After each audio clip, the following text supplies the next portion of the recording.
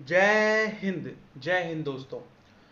दोस्तों आपका एक बार फिर से स्वागत है इस दिव्यांश विरधर यूट्यूब चैनल पर। और हम जो सीरीज़ कवर कर रहे हैं प्रीवियस ईयर पेपर की, उसका ये नेक्स्ट आपका लेक्चर है जिसमें हम 23 तारीख का 23rd को जो पेपर हुआ था उसको कवर कर रहे थे। आधा पेपर हमने इससे प्रीवियस वीडियो में कवर करा था। अगर आप लोगों ने नहीं देखा है तो उसको आप जाकर देख लीजिए, जहाँ पर हमने डिस्कशन करा था एग्ज़ाम का।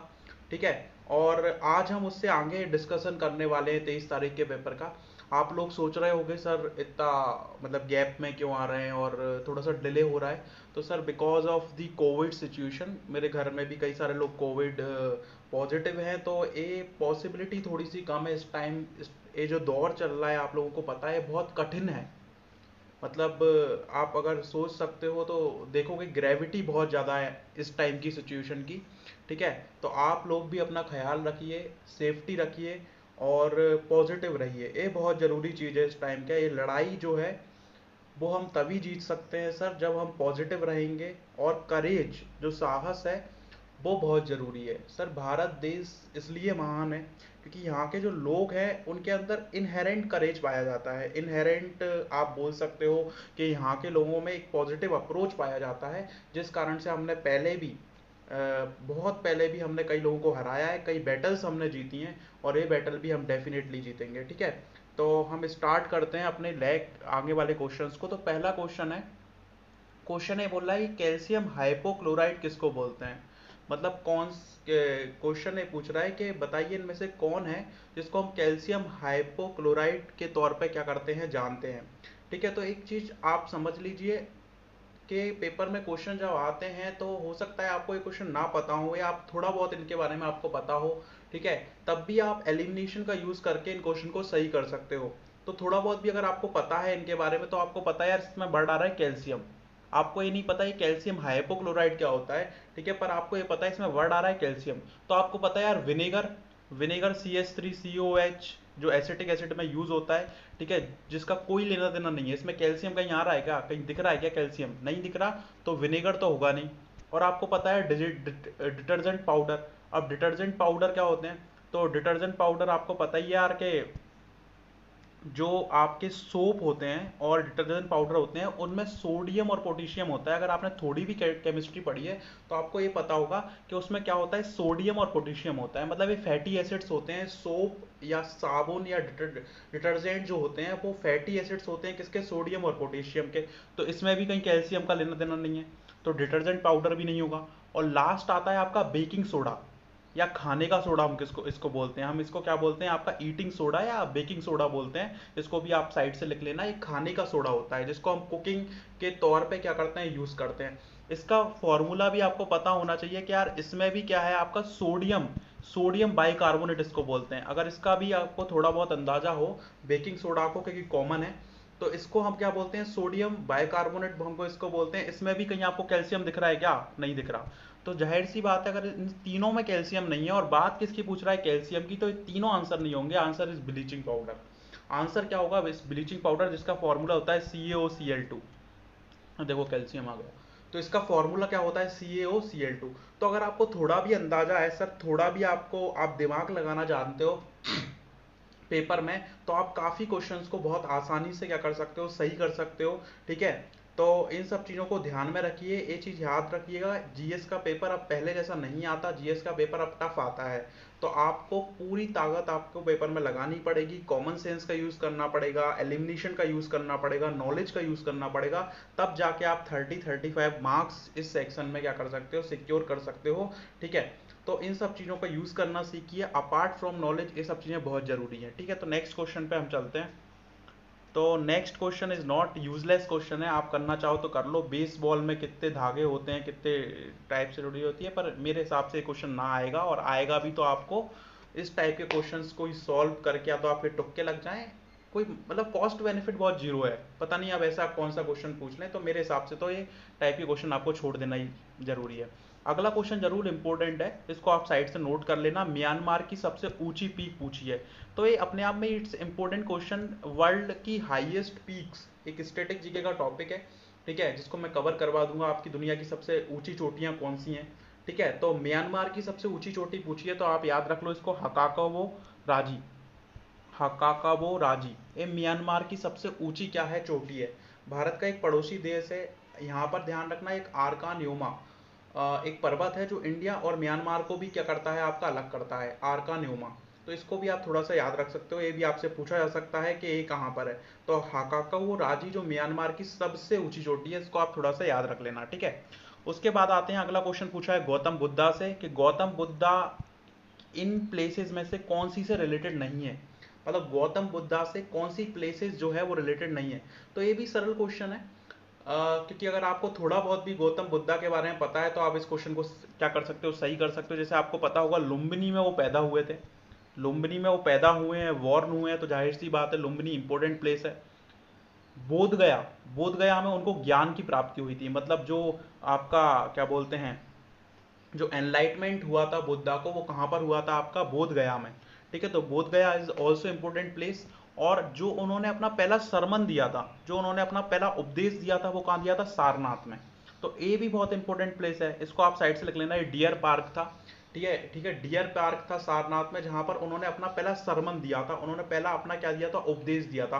तो 3 places are very important for Buddha, Lumbini, Bodh Gaya, Sarnath, ठीक है। पुरी से उनका कोई लेना देना नहीं था, जो उड़ीसा में, और मतलब वो इतना नीचे आ ही नहीं थे, बुद्धा ऊपर ही ऊपर टहलते रहे थे, इतने नीचे वो आ ही नहीं थे, ठीक है। तो Puri it's a important play, वो पुरी जो है उनसे उनका कोई लेना देना नहीं था, ठीक है। वो 3 प्लेसेस उनके लिए इंपॉर्टेंट थी, तो इसको आप थोड़ा बहुत देख लेना, क्लियर है। आगे चलते हैं हम, आगे बोला जा रहा है कि एक स्कीम है 2020 के बजट में आई थी, जिसका उद्देश्य क्या था, जो इनकम टैक्स से जो डिस्प्यूट्स होते हैं, इनकम टैक्स के जो डिस्प्यूट्स होते हैं लोगों के, जो कई लोग इनकम टैक्स को जमा नहीं करते या कई लोग इनकम टैक्स को छुपा लेते हैं, तो उनके लिए सरकार एक स्कीम लेकर आई थी जो इनकम टैक्स डिस्प्यूट को क्या करेगी, आपकी सही करेगी। तो उस स्कीम का नाम क्या है, तो ये सिंपल स्कीम थी जिसका नाम था विवाद से विश्वास स्कीम। अच्छी स्कीम थी, जहां पर इनकम टैक्स जो पेयर्स होते हैं उनके डिस्प्यूट्स को सॉल्व करने के लिए स्कीम लेकर आए थे, विवाद से विश्वास। विवाद से विश्वास का मतलब है कि जो इनकम टैक्स पेयर के बीच में लगता है उनको, यार नहीं गवर्नमेंट पागल बना रही है हमको, हमारा पैसा खा रही है, तो वो छुपा लेते थे इनकम टैक्स को। पर गवर्नमेंट एक स्कीम लेकर आई, उनसे बोला कि अगर आप बता देते हो तो आपकी पेनल्टीज, ये सब चीज़ें हम माफ़ कर देंगे और सिर्फ आपसे हम उतना ही पैसा लेंगे जो आपका इनकम टैक्स है। तो ये अच्छी स्कीम थी, ये स्कीम के तहत बहुत पॉजिटिव रिजल्ट भी गवर्नमेंट को दिखे थे, कई सारे लोगों ने इनकम टैक्स जमा भी करा इस स्कीम के तहत। तो याद रखना, इनकम टैक्स के लिए एक स्कीम चल रही है, आगे भी आपसे पूछी जा सकती है, जिसका नाम क्या है, विवाद से विश्वास स्कीम है, ठीक है। इसको आप थोड़ा सा नोट कर लेना। अगला क्वेश्चन है नॉट वेरी इजी क्वेश्चन, जिन लोगों ने पढ़ा होगा वही क्वेश्चन सॉल्व कर सकते थे। एक बुक पूछी है जो काफ़ी टफ बुक है, पर्दा टू पार्लियामेंट, एक बुक है पर्दा टू पार्लियामेंट, मतलब पर्दे से पार्लियामेंट की तरफ का रास्ता, एक बुक है, ठीक है। जिस किसने लिखी है आप इसको लिख लीजिए साइंस में, शाइस्ता सुहरावर्दी, जो पाकिस्तान की एक ऑथर हैं, उन्होंने एक क्या करी है, एक बुक लिखी है जिसका नाम क्या है, Purdah to parliament. Not a very important question, आप इसको एक बार लिख सकते हो, आगे आ जाए फ्यूचर में वो चांसेस बहुत कम है, बट आ जाए तो आप इसको एक बार देख लेना। इसके बाद हम बात करते हैं, तो कॉन्स्टिट्यूशन के पार्ट्स से क्वेश्चन आया है, काफ़ी इंपॉर्टेंट क्वेश्चन है। क्वेश्चन ये पूछा है कि सिटीजनशिप, जो भारत की नागरिकता है, वो संविधान के कौन से भाग में है। तो सिंपल सा भाग है संविधान का, जो सेकंड पार्ट है वो किससे रिलेटेड है, आपका सिटीजनशिप से। किससे रिलेटेड है, सिटीजनशिप से रिलेटेड है, ठीक है। और याद रखना, संविधान का जो थर्ड पार्ट है वो किससे रिलेटेड है, आपका अधिकार से, फंडामेंटल राइट से। फोर्थ पार्ट किससे रिलेटेड है, डीपीएसपी से, डायरेक्टिव प्रिंसिपल ऑफ स्टेट से, नीति निर्देशक तत्व से। और जो फिफ्थ पार्ट है, जो फिफ्थ पार्ट है वो रिलेटेड है आपका यूनियन से, सेंटर से, ध्यान रखना, केंद्र से। इसमें सब चीजें आ जाएंगी, आपका राष्ट्रपति, प्रधानमंत्री, सुप्रीम कोर्ट, कैग, सब चीजें आपको कहां पर आने वाली हैं, पार्ट फिफ्थ में आने वाली हैं, ठीक है। तो इन पार्ट्स को एक बार आप अच्छे से पढ़ लेना। स्टेटिक टॉपिक है पॉलिटी का, जहां से क्वेश्चन आपके पेपर में आते हैं, ठीक है। तो इन क्वेश्चन को एक बार आप देख लेना, क्लियर है।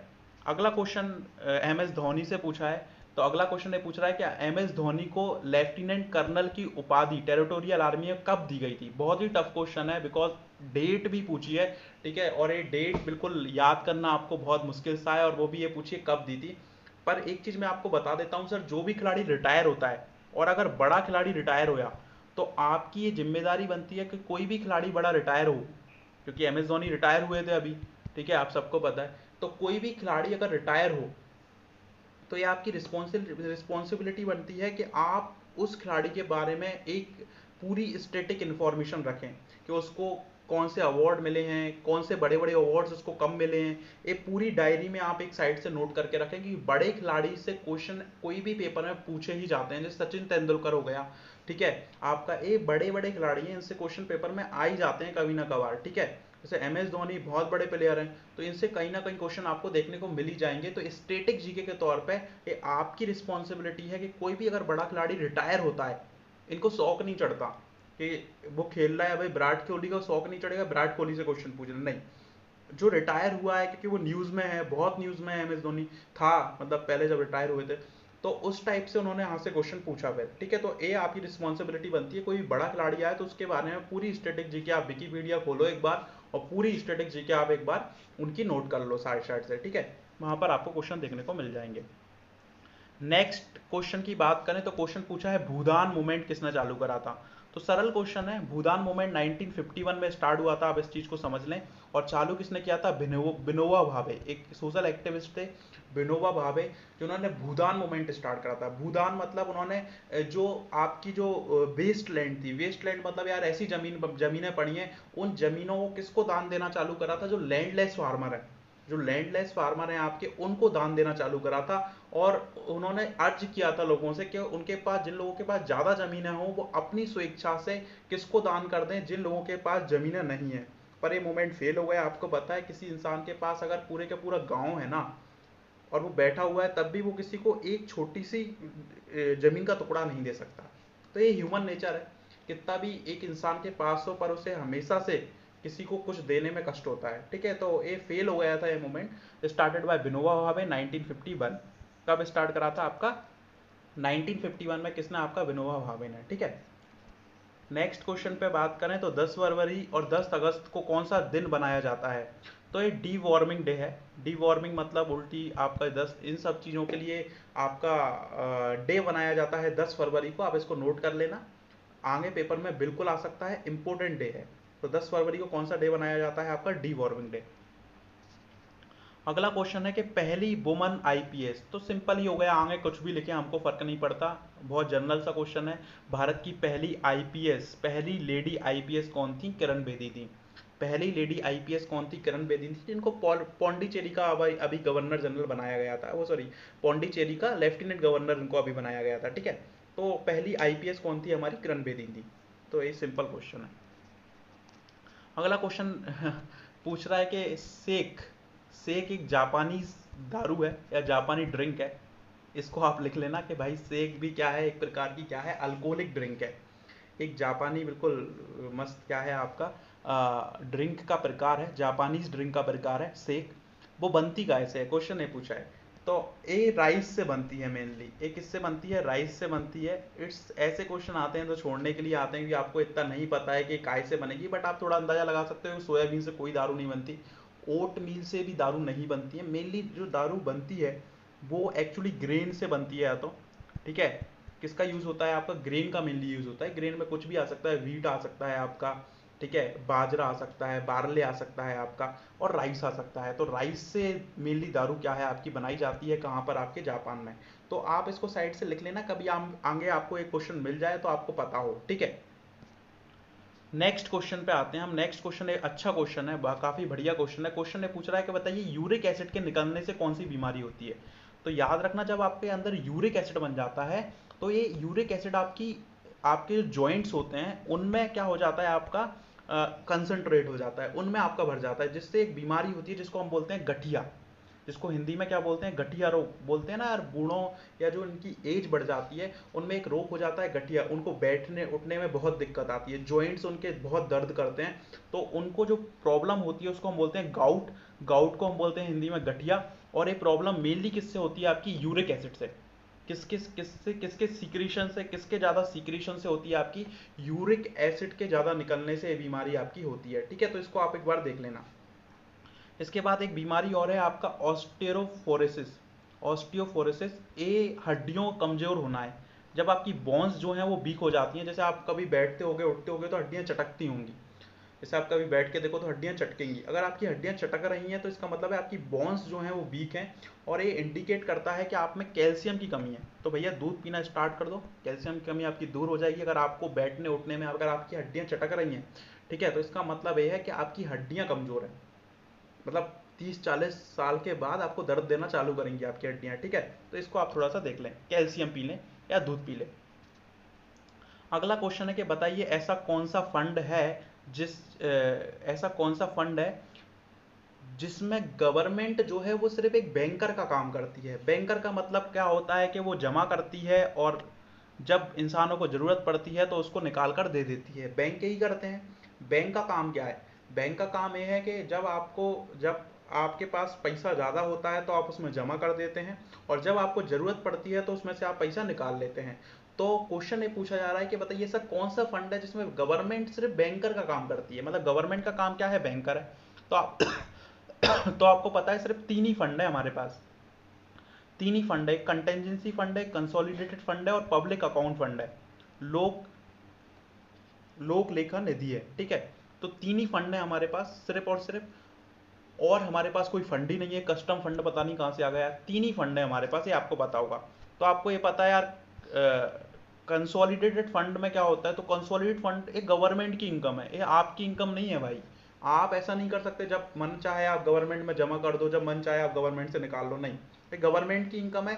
जब गवर्नमेंट चाहेगी तभी इसमें से क्या होगा, आपका रिलीज फंड होगा। तो कंसोलिडेटेड फंड तो गवर्नमेंट की है, तो यहाँ पर तो ऐसा सिस्टम नहीं है गवर्नमेंट बैंकर जैसा काम कर रही है। कंटेंजेंसी फंड आपको पता है इमरजेंसी फंड है, जब इमरजेंसी आएगी तभी आप इसमें से पैसा निकाल पाओगे। और अगला फंड है आपका पब्लिक अकाउंट फंड, और पब्लिक अकाउंट इसका वर्ड ही लिखा है पब्लिक यार।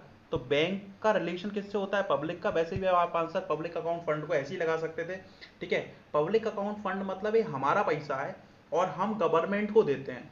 पीपीएफ आपने सुने होंगे, या आपकी जो स्कीम होती है पेंशन वगैरह की स्कीम होती है, आपको सैलरी पूरी नहीं मिलती, उसमें से कुछ पैसा काट लेती है गवर्नमेंट, और वो पैसा काट कर गवर्नमेंट किस में जमा कर देती है? पब्लिक अकाउंट फंड में। जब आपको इसकी ज़रूरत पड़ेगी, जैसे जब आप एज ज़्यादा हो जाती है तो आपके बच्चे आपको घर से बाहर निकाल दें कभी, तो फिर आपको इस पैसे की ज़रूरत पड़ेगी, तो गवर्नमेंट फिर आपको अपना आपका पैसा क्या करती है? वापस कर देती है, ठीक है। तो पब्लिक अकाउंट फंड क्या होता है? गवर्नमेंट का फंड नहीं है, मतलब गवर्नमेंट का ये पैसा नहीं है, इसमें ये पैसा किसका है? पब्लिक का है।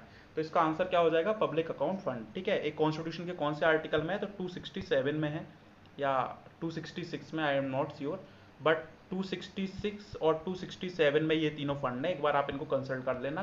कंसोलिडेट फंड तो आपका 266 में है, ये कंफर्म, ठीक है। अब आते हैं अगले क्वेश्चन पे। तो अगला क्वेश्चन है कि देवना प्रिय और पियादसी की उपाधि किस राजा की थी? तो सिंपल क्वेश्चन है अगेन, ये उपाधि किसने लिखी थी? आपकी अशोका ने। देवों का प्रिय और आपका पियादसी, मतलब देवों का प्रिय था अशोक। मैंने आपको बताया कि सिर्फ दो ही ऐसे राजा हुए हैं पूरी एंशियंट हिस्ट्री में जो ग्रेट कहलाए हैं। एक तो अशोक हुआ है और एक अकबर हुआ है। बहुत ही बढ़िया राजा थे, इनके बारे में कभी पढ़ना, अकबर के बारे में कभी पढ़ना तो बहुत आपको जानकारी मिलेगी। तो इनके जो नाम थे वो देवना पिये थे और पियादसी थे। तो अशोक का ये नाम है, ठीक है। गुर्जरा अभिलेख है दतिया में, मध्य प्रदेश में, वहां पर मेनली इसका नाम है आपको देखने को मिलता है, ठीक है। उसके बाद अगर हम आए तो अगला क्वेश्चन है कि वेस्ट बंगाल में राइस की कौन सी प्रजाति उगाई जाती है? तो अगेन टफ क्वेश्चन है, जो वेस्ट बंगाल में रह रहे होंगे उनको भी नहीं पता होगा ये क्वेश्चन, ठीक है। तो जैसे पश्चिम बंगाल में चावल बहुत होता है, आपको पता ही है। तो पश्चिम बंगाल में एक राइस की प्रजाति उगाई जाती है जिसका नाम है अमन। ध्यान रखना कौन सी प्रजाति? अमन। ये बांग्लादेश में भी बहुत होती है। तो पश्चिम बंगाल में एक राइस की बहुत ही फेमस प्रजाति उगाई जाती है जिसका नाम क्या है? अमन।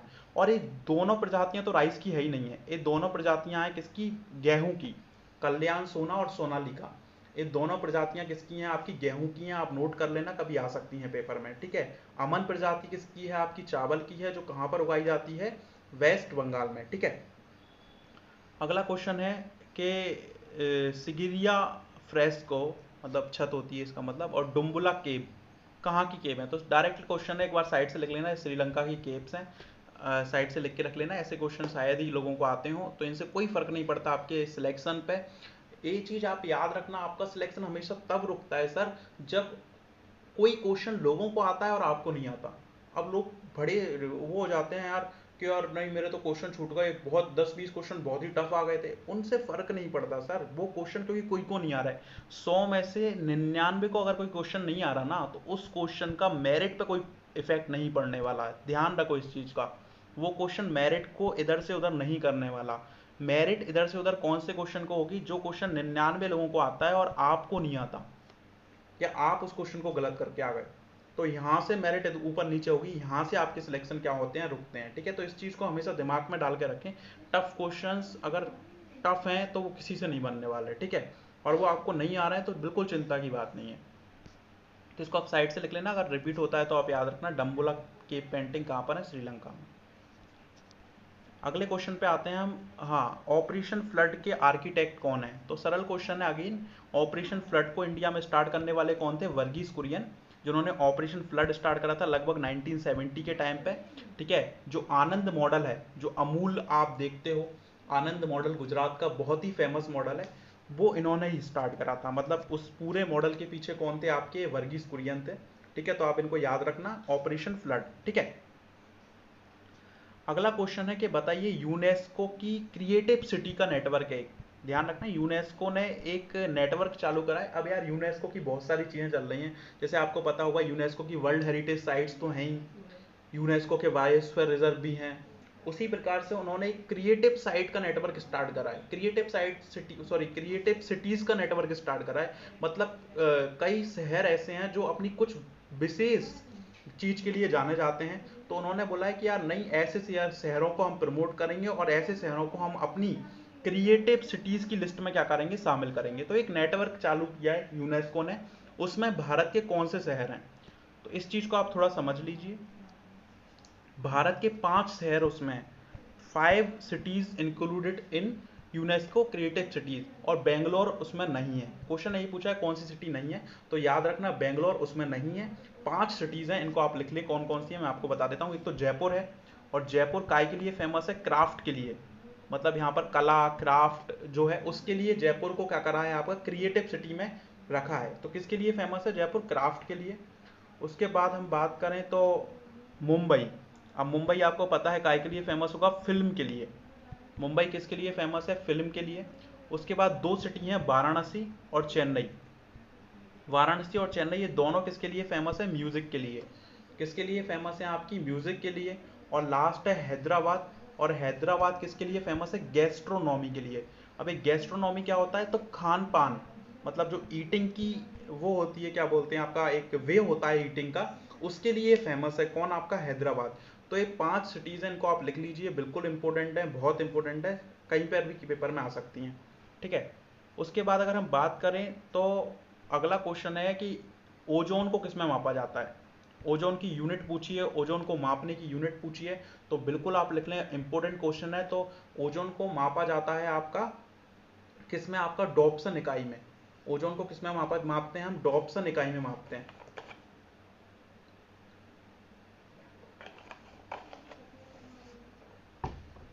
ओजोन को हम किस में मापते हैं? डॉप्सन इकाई में। ठीक है, तो आप इस चीज को थोड़ा समझ लें। अगला क्वेश्चन फियर से पूछा है, डिफरेंट टाइप के फियर होते हैं उनसे क्वेश्चन पूछा है। तो क्वेश्चन ने पूछा है कि बताइए सुइयों का डर को क्या बोलते हैं? तो वो हम सबको होता था छोटे में, इंजेक्शन लगवाने का डर या नीडल से जो डर लगता है, उस डर को क्या होते हैं? अभी भी लोगों में बहुत डर है, वैक्सीन को लेकर लोगों में काफ़ी हेजिटेंसी है, लोग अभी भी डर रहे हैं, भैया मत चुबा देना, डर जाएगी। कई सारे लोग हैं ऐसे। तो इस फियर को बोलते हैं हम ट्रेपो ट्रेप ट्रेपना ट्रेपनोफोबिया। ट्रेपनोफोबिया है। कौन सा फोबिया है? ट्रेपनोफोबिया। आप इसको अब याद कर लो। थोड़े बहुत फोबिया और लिखे हैं, तो इसकी बात करूं तो सेलेनोफोबिया। अब सेलेना आप लगा सकते हो, ये सेलेना वर्ड इज मून, तो किसके लिए यूज करा जाता है? मून के लिए। तो चांद से डर, अरे भैया किसको लगता है पता नहीं, तो चांद से डर लगना, तो ये सेलेनोफोबिया हो गया। अगला है आपका एट्रोफोबिया। एट्रोफोबिया मतलब डॉक्टर से डर लगना, अरे ये तो क्या ही है, तो डॉक्टर से डर लगना होता है। और अगला डर है आपका नेक्टोफोबिया। नेक्टोफोबिया मतलब डार्कनेस से डर, रात से डर। ये कॉमन है, लोगों को डरता ही लगता है, कई लोग रात को प्यार भी करते हैं, कई लोगों को रात से डर लगता है। तो नेक्टोफोबिया रात से डर है। सेलेनोफोबिया जो है वो है किससे डर? आपका चंद्र से, चंद्रमा से डर। ठीक है, तो ये कुछ फियर है। अगले क्वेश्चन पे हम आते हैं। अगला क्वेश्चन ये पूछ रहा है कि एलिफेंटा जो आइलैंड है मुंबई में, उसमें केव हैं। अब एलिफेंटा की गुफाएं आपको पता है बहुत फेमस है, उनको दूसरे नाम से किस नाम से और जाना जाता है? तो घरापरी, घरापरी नाम है इनका दूसरा नाम, इसको आप बिल्कुल लिख लें, इंपॉर्टेंट है। तो घरापरी नाम से, घरपुरी, घरपुरी, घरापुरी, कुछ भी लिख लो, तो घरापुरी नाम से इनको जाना जाता है, एलिफेंट की गुफाओं को। ठीक है, काफी इंपॉर्टेंट है, आप इसको एक बार लिख लें।